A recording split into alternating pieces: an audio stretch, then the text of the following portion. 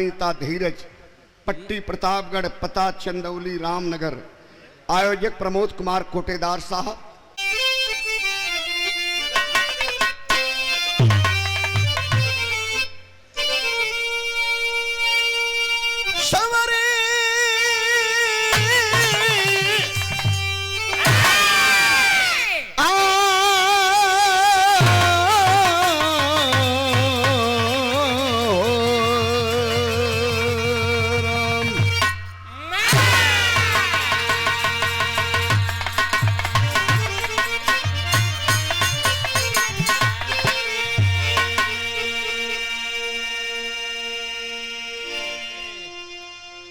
इस विराह से सिद्ध करूंगा कि भक्त के भक्ति में अगर दम है तो भगवान भक्ति के वशीभूत हुआ करते हैं।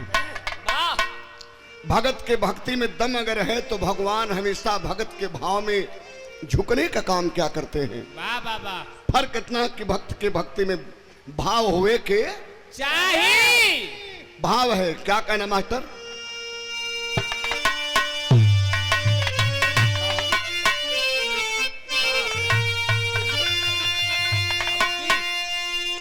भक्त की भावनाओं को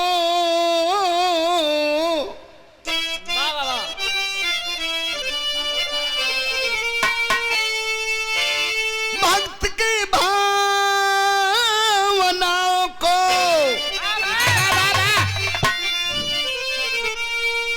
सदा भगवान ने देखा।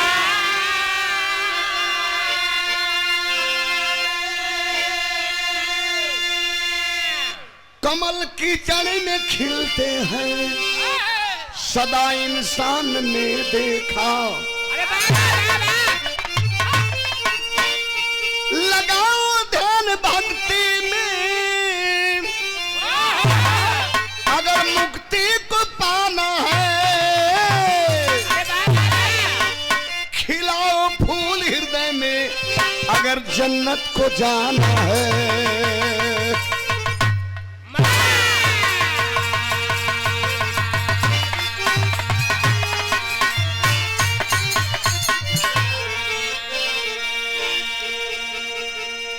भक्त की भावनाओं को सदा भगवान ने देखा। कमल कीचड़ में खिलते हैं सदा इंसान ने देखा। लगाओ ध्यान भक्ति में, अगर मुक्ति को पाना है। खिलाओ फूल हृदय में, अगर जन्नत को जाना है। फिर हम एक लाइन गीत लगल बाबू। कौन से गीत है मुन्ना? क्या बात है, आइए।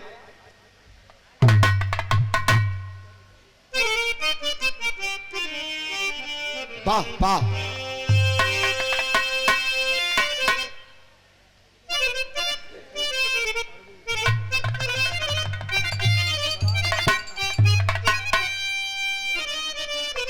सुंदर उपहार सादर 200 रुपए का आशीर्वाद परमादरणीय श्रीमान अरविंद कुमार प्रधान जी, शानदार ग्राम सभा सराय रसचंदा से पूज्य प्रधान जी के चरणों में नमन प्रणाम।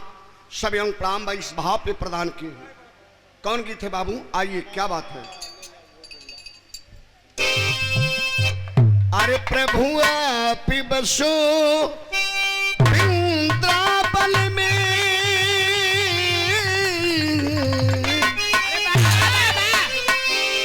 प्रभु आप बसो वृंदावन में। मेरी उम्र गुजर गई गोकुल में।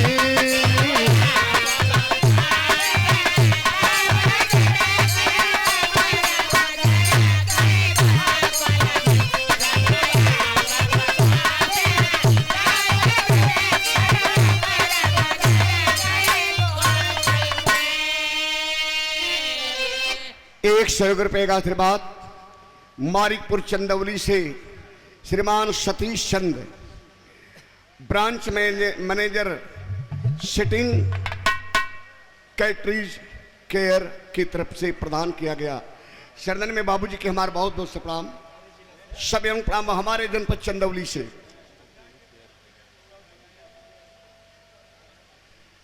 और ₹100 रुपए का आशीर्वाद श्रीमान दिनेश चंद्र यादव, जिला पंचायत सदस्य महोदय। और सराय केवट, अच्छा सराय केवट, श्रीमान लल्लन यादव प्रधान जी सराय,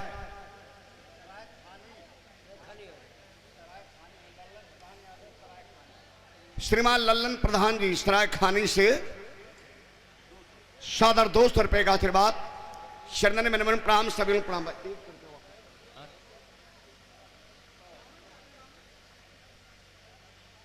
सकल पंच के बहुत दोस्त प्रणाम। ई तक गीत रहल, लेकिन गौर करेंगे कितना बढ़िया भाव है मुन्ना। आओ। अरे भगवान अगर इस बंदे को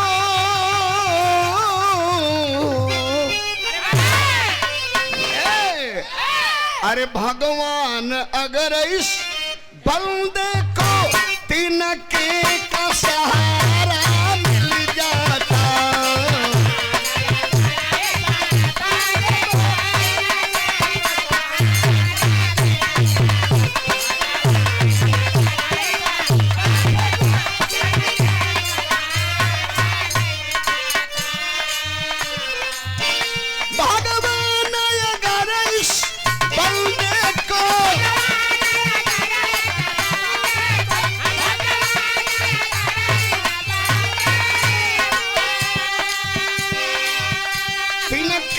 सहारा मिल जाता,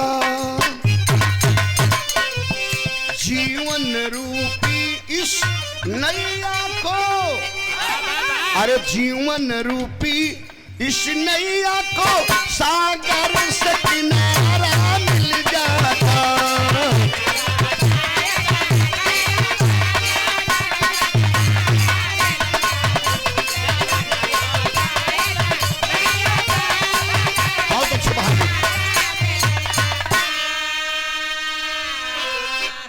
भगवान अगर इस बंदे को तिनके का सहारा मिल जाता, जीवन रूपी इस नैया को सागर से किनारा मिल जाता। कहानी है कहाँ बाबूजी, गौर करेंगे, 5-7 मिनट की कहानी और बड़ा लाजवाब कहानी। क्या बात है मास्टर? भगत के भाव में भगवान सदा आते हैं, सदन कसाई के पलरा पितौल जाते हैं, ग्राह को मार कर गजराज को छुड़ाते हैं, कभी आवाज से बिल्ली का बच्चा बचाते हैं, भक्ति में लीन बिंदु नाम का कुम्हार रहा, मूर्ति बनाकर बेचता यही रोजगार रहा, कोई कहे कि मूर्ति चाहिए डमरू वाला की, लेकिन हमेशा मूर्ति को तो नंदी लाला की। गौर करेंगे बाबूजी लोग, मथुरा वृंदावन के बीच में एक छोटा सा गांव है, जौने गांव का नाम बा वृंदवटी, और वृंदवटी गांव में हर बिरादरी धर्म के लोग रहलन, जीवन यापन करेलन, लेकिन वहां के लोग भगवान कन्हैया को भगवान नहीं मानते हैं। क्या कहते हैं? ये माखन चोर हैं, ये चित चोर हैं, छलिया हैं, चीर चुराने वाले हैं। लेकिन वही गांव में बाबूजी लोग गौर करे हैं, उसी गांव में एक बिंदु नाम का जात का कुम्हार,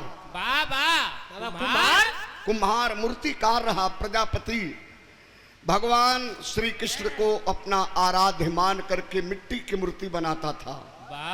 मने मने गुनगुनाल करे, भगवान के भक्ति में लीन है, मिट्टी की मूर्ति बनावल करे। दुल्हन का नाम सोशीला बांवरिया, सोशीला बांवरिया भी बिंदु कुमार के कहे पागल है, हमेशा बुदबुदाल करी बे मतलब कहे, दुल्हनियों ना माने। लेकिन गौर करी है बाबूजी लोग, इस सभा पे श्रीमान नागेंद्र बहादुर यादव, पूर्व विधानसभा अध्यक्ष महोदय, समाजवादी पार्टी मुगराबाद शाहपुर जनपद जौनपुर, और NBY ईट भट्ठा मधुपुर, सादर 501 रुपए का आशीर्वाद महोदय जी के चरणों में नमन प्रणाम, सभी बहुत से प्रणाम बा। आशीर्वाद की कामना ता जिंदगी रहेगी। और 101 रुपए का आशीर्वाद यदुवंशी मोबाइल, यदुवंशी मेला एवं विरहा समय सराय चंदा की तरफ से विराट विरहा मुकाबला दिनांक 25 अक्टूबर 2023। गायक कलाकार राकेश यादव प्रयागराज, नूर जहां बेगम गोरखपुर। अध्यक्ष श्रीमान शेष मणि यादव जी। सादर 100 रुपया चरणन में अध्यक्ष जी के बहुत बहुत प्रणाम, सभी प्रणाम। तो बिंदु कुम्हार भगवान के भक्ति में लीन होकर के मूर्ति बनाता था, लेकिन जब मूर्ति बनावे लगे, मिट्टी की मूर्ति जब तैयार कर लगे, तब मने मने गुनगुनाए। कहाँ गुनगुनाए मास्टर? कौन गीत हो? आइए।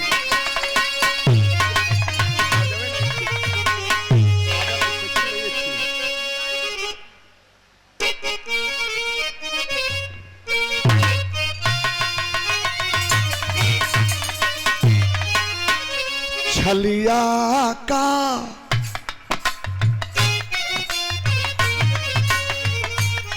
छलिया का बेशी बनाया,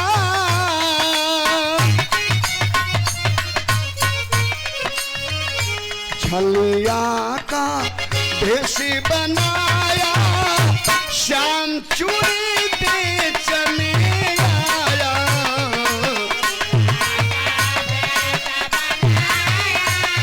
श्याम चूड़ी बेचने आया।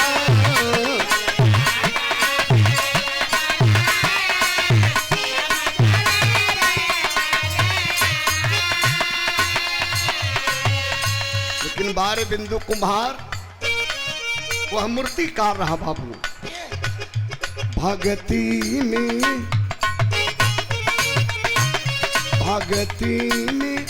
ध्यान लगा के,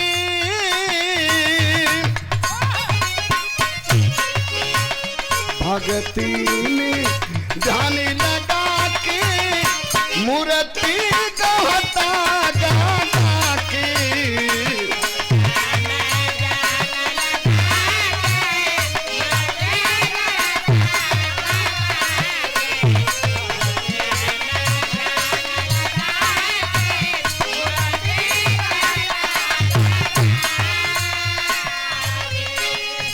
यदि कुल भूषण योगेश्वर भगवान श्री कृष्ण नटनागर भगवान श्री कृष्ण के बाल्यावस्था का वर्णन करें, क्या करे बाबू?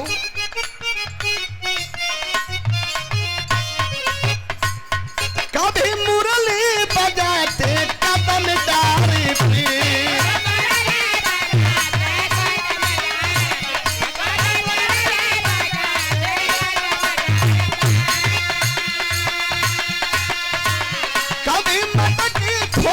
यमुना किनारे पे,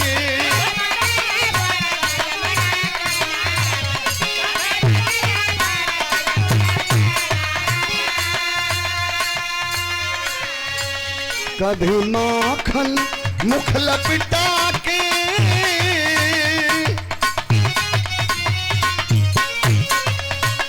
कभी माखन मुख लपटा के, मूर्ति गहता गाता के।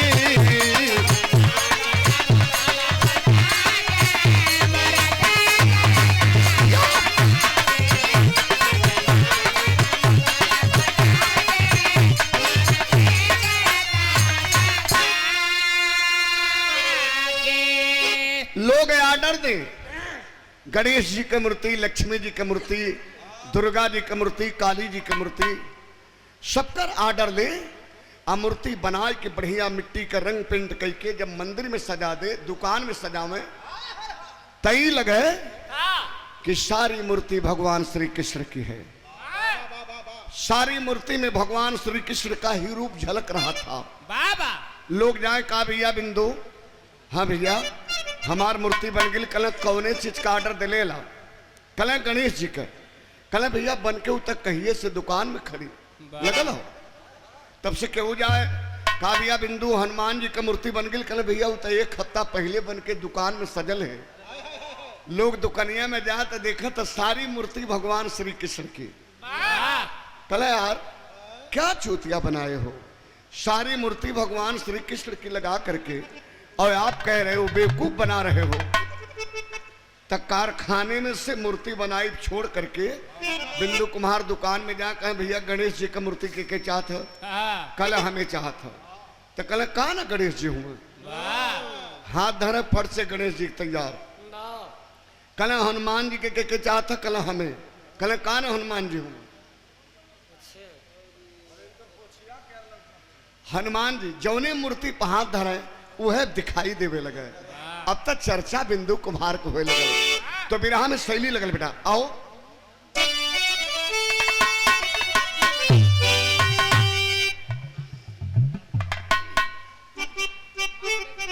परमादनी पहले भी आप पुरस्कार दिए थे 51 रुपया, पुनः पुरस्कार दिए 51 रुपया। राम सुखबिंद जी भैया के बहुत बहुत प्राण, बिरहा के बड़े प्रेमी है। तो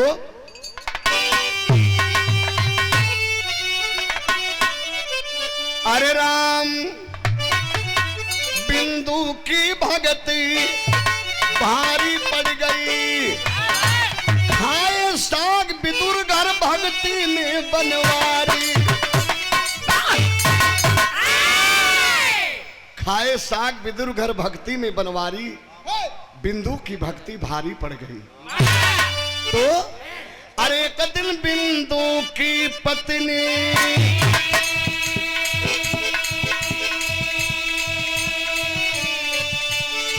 मन में अपने जिद ठानी है,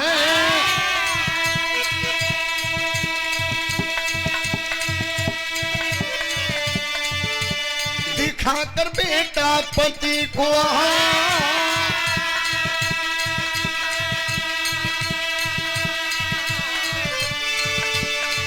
भरने को चली तब पानी है।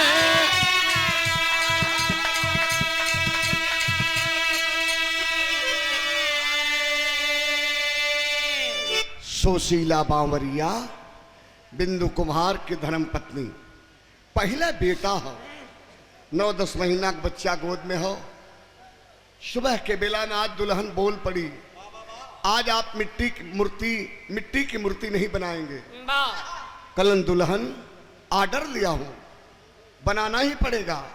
कल नहीं आज तू लड़का खिलावा, कल दुल्हन तू कहाँ जाइबू।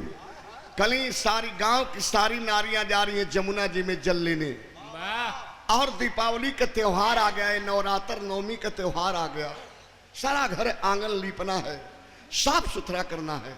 मैं जा रही हूं जमुना जी में जल लेने, आप आज बच्चे को खिलाइए।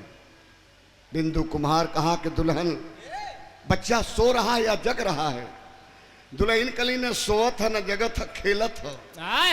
कल सुनो, मैं मिट्टी तैयार कर रहा हूं, मेरे पास बच्चे को सुला दो। जब तक बच्चा खेलत रही तब तक ना खिलाई, और बच्चा जब रोए लगी तो के हम खिलावे लगा। बिंदु कुम्हार के पास दुल्हन चटाई बिछा करके बच्चे को लिटा देती है, बच्चा हफसत रहो खेलत रहो। दुल्हन चल गई जमुना जी में पानी लेवे, गांव की सारी नारियां चली गई। तो क्या हुआ बाबू जरा गौर करेंगे। अरे इधर लीन भगती में बिंदु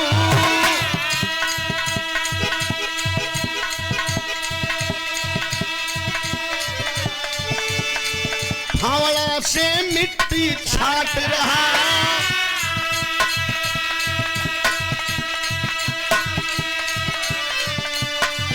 गिर गया लाल उस गड्ढे में, गिर गया लाल उस गड्ढे में, तन बोटी बोटी काट रहा, तन बोटी बोटी।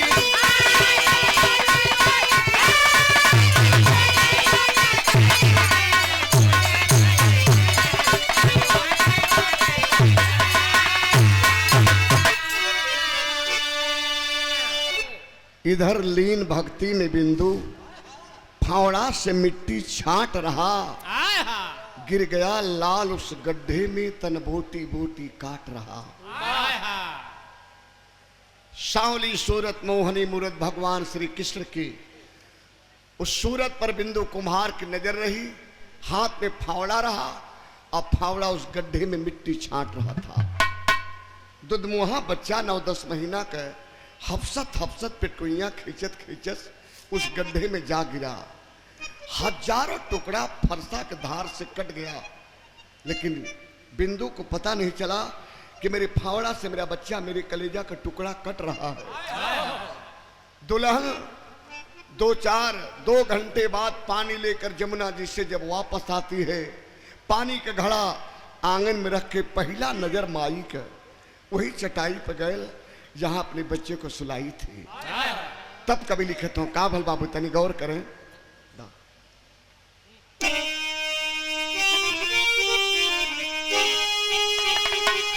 पानी लेके आइली जमाया नवा खोजा लाला नवा के,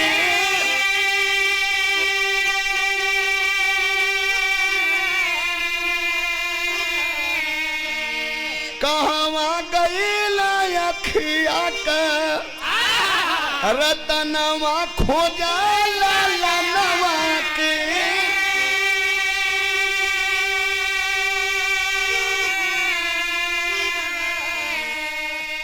इधर उधर चित में भीतरी बाहर का जुटल परोसिया हो, कैसे सही मतारी ममता के छलकल सिया हो। घर में आंगन में हर तरफ माँ बार बार अपने बच्चे को खोज रही है, कहीं बच्चा दिखाई नहीं दे रहा है, और बच्चा कहीं दिखाई नहीं दे रहा है। घर आंगन में चारों तरफ कोने अतरे में खोद डली, जब बच्चा ना लुकल तो दरवाजे पर जाके गोतिन पड़ोसिन से गांव के लोगन से पूछे थे, हमारे बच्चा के, हमारे लाल के, हमारे बाबू के क्यों देखल? लोग कहलन कि तोहार आदमी तो पागल है और तोहू पगला गिलू। अरे अभी दुधमुहा बच्चा भला बकैया पिटकुइया चलत हो, कैसे दरवाजा डांक के दूसरे घर जाई? अपने आदमी से पूछा ना। वह दुल्हन जाती है और अपने आदमी को झकझोर करके पूछती है, बोला ना, बतावा ना, बोला ना, मेरा बच्चा कहाँ गया? मेरे कलेजे के टुकड़ा को आपने कहाँ किया? बिंदु कुम्हार हाथ जोड़कर कहा, दुल्हन मैंने कहा था ना कि सुला दो मेरे पास, जब तक बच्चा खेलत रही तब तक ना खिलाई, जब रोए लगी तो खिलावे लगा। न लड़का रोवलस न हमके देखली। हमें लांछन मत लगावा दुल्हन, हम अपने बच्चे को नहीं देखे कि मेरा बच्चा कहाँ गया। आय हाय हाय हाय। इतने में माई का नजर उस गड्ढा में पड़ल। कौने गड्ढा में?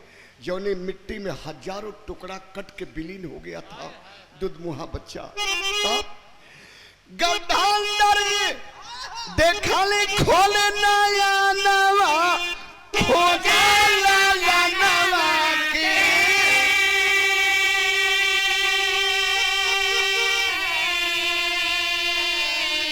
खून से लथपथ बोटी बोटी वह तनवा देखा लाला नवा के।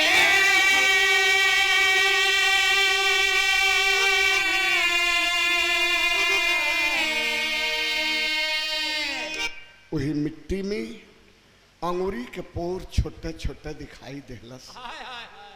मांस का लोथड़ा मिट्टी में सनायल लौकल। बौरहिया मतारी काटल पेड़ किनाई माई हर हर रोवत है, बहराय की गिरली है, अरराय की गिर पड़ली। होश में जब अली तो उसी मिट्टी में से अपने बच्चे के मांस का लोथड़ा निकाल निकाल के ही अचारा में रखें और अपने आदमी के धिक्कारे चिल्ला चिल्ला के बाद। मतारी का कलेजा बड़ा कोमल होला बाबू। रो रही है माँ और अपने पति को धिक्कार रही है। क्या कह रही है?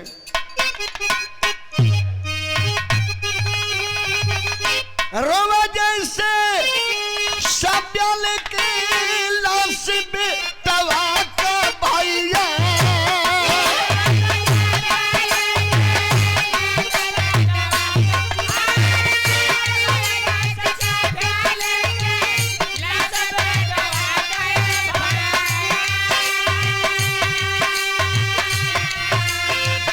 रोम समस्तान घाट रोवया समान।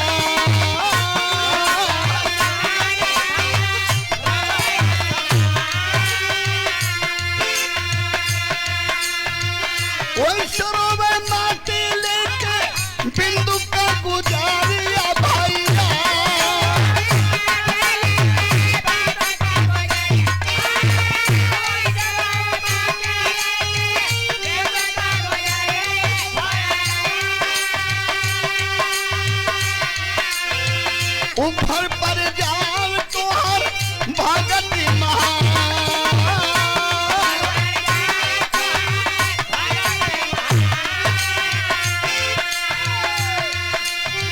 ऊपर पर जाओ तो हर माटी का मूर्तिया पगलू,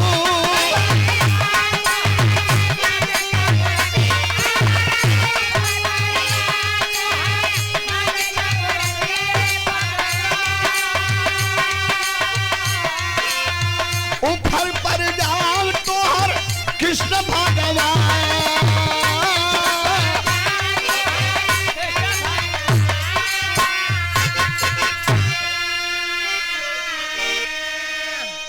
आराम से हो।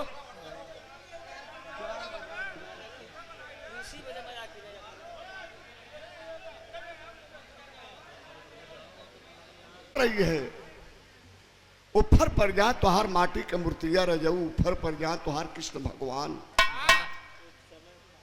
गौर करेंगे बाबूजी लोग, धर्म बिक रहा था, युग सतयुग रहा, युग सतयुग रहा। काशी नगरी में धर्म बिक रहा था, धर्म के रूप में सत्यवादी राजा हरिश्चंद्र बिक रहे थे। कोई खरीदने वाला नहीं रहा। काशी बनारस का डोम राजा राजा हरिश्चंद्र को खरीद लिया और शमशान घाट पे ड्यूटी लगा दिया। बदन पे काला कपड़ा, काली पगड़ी बांध करके, हाथ में लाठी दे करके शमशान की रखवाली करके ड्यूटी लगा दिया। दुल्हन हरिश्चंद्र की दुल्हन तारामती सभ्या एक ब्राह्मण परिवार में चौका बर्तन करके जीवन यापन कर रही थी। छोटा बेटा रोहित बाग से फूल तोड़कर डेली लाता था तो ब्राह्मण परिवार पूजा करता था। आज रोहित को सर्प डस लिया, रोहित मर गया। रोहित की लाश लेकर के सभ्या दुल्हन शमशान पहुंची। चिता लगा दी, चिता पे लाश बच्चे की रख दी और जब आग मांगती हैं तो राजा हरिश्चंद्र कहे यह शमशान है, यहां आग देने से पहले कर देना होगा, कर चुकाओ तब आग लो और बच्चे को जलाओ। रोने लगी तारा, स्वामी आप मुझसे कर मांग रहे हैं, भला मेरे पास क्या है?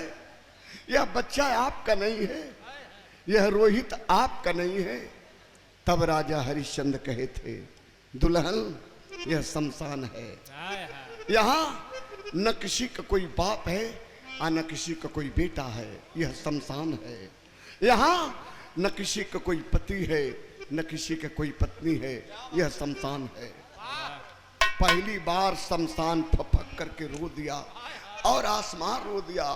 ठीक उसी प्रकार से बिंदु कुम्हार की दुल्हन सुशीला बावरिया रो रही थी। कहलस कि ऊपर पर जा तुहार माटी के मूर्तिया रह जाऊ, ऊपर पर जा तुहार कृष्ण भगवान। खड़ा हो गया बिंदु कुम्हार, कहा कि हे दुनिया के मालिक, हे दयालु दाता, हे गिरधारी, हे नटनागर, मेरे हाथ से मेरे कलेजा का टुकड़ा कट रहा था और मेरी नजर आप में थी। यहां हाथ से बच्चा मेरा कट गया, मेरे हाथ से। आपने मुझे मना नहीं किया, आपने मुझे रोका नहीं।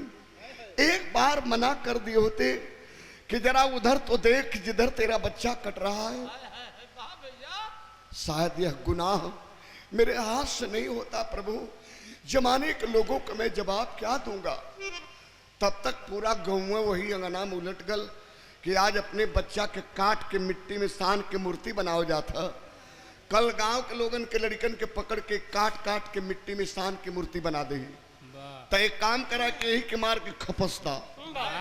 रो रहा था बिंदु कुम्हार, भगवान श्री कृष्ण से कहा कि प्रभु जमाने के लोगों को जवाब मैं क्या दूं? मैं तो आप में थे, मैं आप में रहा और मेरा बच्चा मेरे हाथ से कट गया। तब भगवान श्री कृष्ण यदि कुलभूषण योगेश्वर भगवान श्री कृष्ण बांसुरी उठाए, होठ पे रखे और मंद मंद बजाने लगे। बाबू आज मंद मंद बजाने लगे तो एक चमत्कार हुआ। भगत के भाव को देख करके भगवान को मजबूर होकर के चमत्कार करना पड़ा। क्या चमत्कार मुन्ना? आओ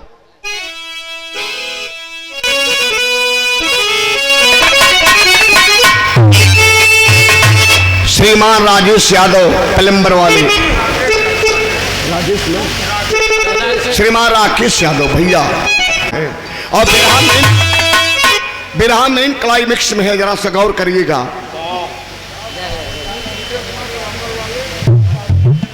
श्रीमान विदेश कुमार पलम्बर वाले भैया की ओर से 51 रुपया।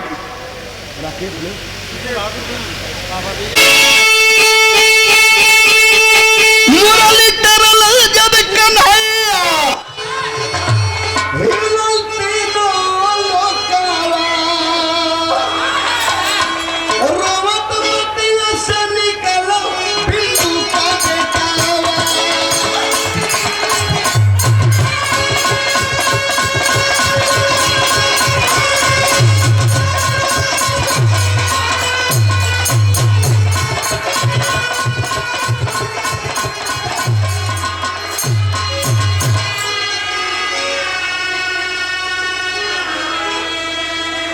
जिस मिट्टी के हौदी में हजारों टुकड़ा कट गया था वो नन्हा मुन्ना बालक, उसी मिट्टी में से, उसी हौदी में से, उसी गड्ढा में से हाव दे के बाहर निकलल और सारे गांव के लोग आवाक हो गए, देखते रह गए, सबकी आंखें पथराई गई और माई के अचरा में जो मांस का लोथड़ा रहा वो लापता हो गया। बारे भगवान श्री कृष्ण आपकी गजब की लीला। तो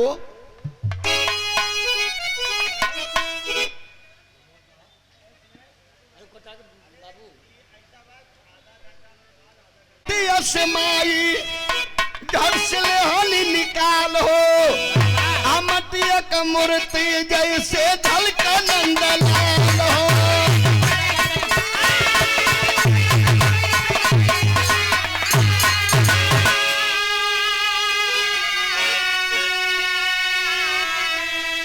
लेके गोदी में मतारी तपियावा दूधावा, रोवत मटिया से निकलो बिंदु का बेटा।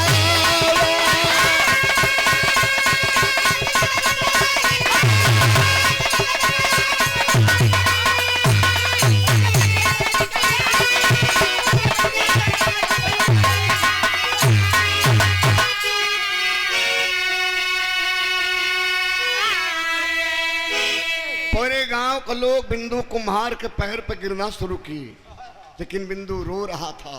कहा कि नहीं, दुनिया के मालिक हैं और भगवान के ऊपर हमारा भरोसा था। भगवान ने चमत्कार दिखाया तो हर कड़कड़ में भगवान वास करते हैं।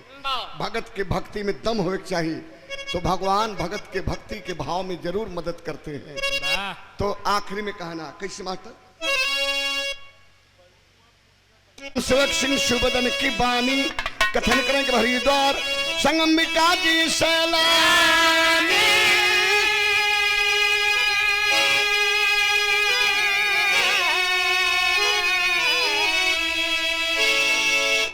बिंदु की भगत भारी पड़ गई, बेचुराम जन्म भक्ति में शक्ति सारी। बिंदु की भक्ति